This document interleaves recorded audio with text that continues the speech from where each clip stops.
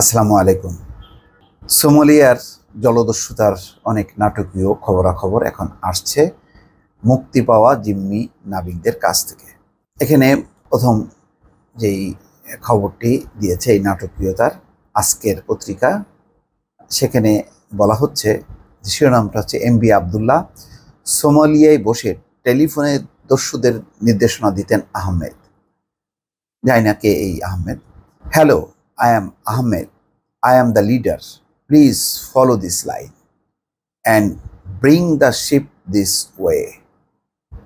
এই ছিল প্রথম লাইন, অর্থাৎ কিভাবে ওই জাহাজটি নিয়ে যাওয়া হবে সোমালিয়া উপকূলে, সেটারই প্রথম আওয়াজ দেন বা টেলিফোনে দেন।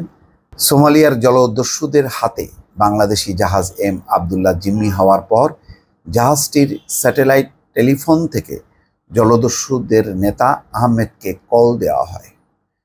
তার সঙ্গে কথা বলেন জাহাজটির মাস্টার আব্দুর রশিদ, যিনি জাহাজের মাস্টারকে রুট ম্যাপও পাঠান।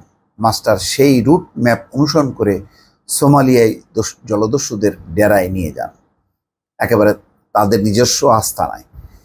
জাহাজে 22 জন জলদস্যু ছিলেন। তাদের সবার হাতে ভারী ভারী অস্ত্র ছিল, এমনকি বিমান বিধ্বংসী অস্ত্র ছিল বলে জিম্মি থেকে মুক্তি পাওয়া নাবিকরা জানিয়েছে। জাহাজে ওই 22 জন জলদস্যু আবার জাহাজে থাকা 3 জনের কথা মেনে চলতেন, অর্থাৎ তাদের আবার কমান্ড অফিসার ছিলেন।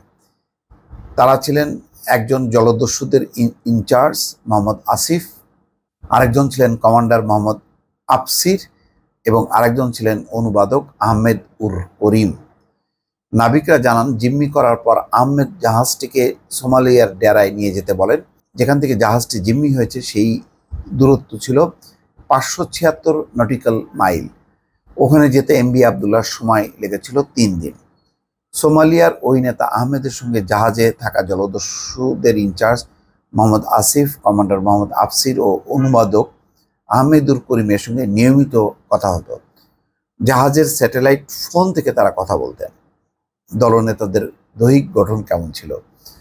নাবিকরা জানান, জলদস্যুর কমান্ডার মোহাম্মদ আফসিরের বয়স ছিল 56, উচ্চতা প্রায় 6 ফুট, গায়ের রং কালো, চুল কোঁকড়ানো, দৈহিক গঠন ছিল খুবই চিকন, চোখগুলো অনেকটা ভেতরে ঢোকানো ছিল, কানগুলো খাড়া টাইপের, গলার অংশটা লম্বা প্রকৃতির ছিল।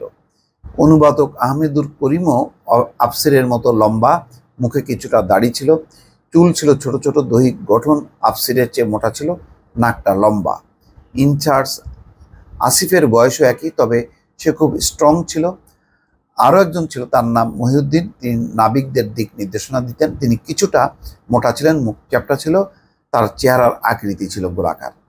গত শনিবার দিবাগত রাতে জলদস্যুদের হাত থেকে মুক্তি পাওয়ার পর সোমালিয়ার উপকূল ছাড়ে এমভি আবদুল্লাহ। জাহাজটি এডেন উপসাগর হয়ে ওমান উপকূলের সামনে দিয়ে সংযুক্ত আরব আমিরাতের আল হামরিয়া বন্দরে পৌঁছাবে। ওই বন্দরে পৌঁছাতে জাহাজটির আরও 1 সপ্তাহ সময় লাগতে পারে, তবে অনেক দূর পর্যন্ত যায়নি, এখনও আছে কিনা। ইউরোপিয়ান যুদ্ধজাহাজ 2টি পাহারা দিয়ে নিয়ে গেছে তাদেরকে। মুক্তির আগের 2 দিন নাবিকরা জানান, জলদস্যুর আগের 2 দিন দলে দলে আসতে থাকে জলদস্যুরা। সবার হাতে ছিল ভারী ভারী অস্ত্র। জাহাজে এক গ্রুপ যেত, আরেক গ্রুপ আসতো। সর্বশেষ মুক্তির আগের 2 দিন থেকে জাহাজে 62 জন জলদস্যু ছিলেন। শনিবার বাংলাদেশ সময় রাত 12টায় একটি বিশেষ উড়োজাহাজে করে লাল রঙের সুটকেসের মাধ্যমে মুক্তিপণের টাকা সমুদ্রে ফেলা হয়। এর আগে বিশেষ উড়োযানটি 4 বার প্রদক্ষিণ করে। 4র্থ বার থেকে 3 দফায় টাকা ফেলা হয়।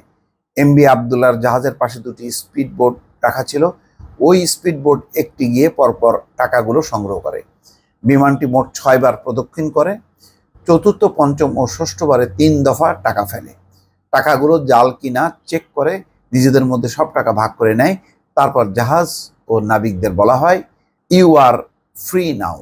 দর্শক, এইভাবেই একটা নাটকীয় ঘটনাগুলো রিপোর্ট করেছে আজকের পত্রিকা, যেটা নাবিকদের কাছ থেকে পাওয়া তথ্য অনুযায়ী এই রিপোর্টটি করা হয়। দর্শক, ভালো থাকবেন। আল্লাহ হাফেজ।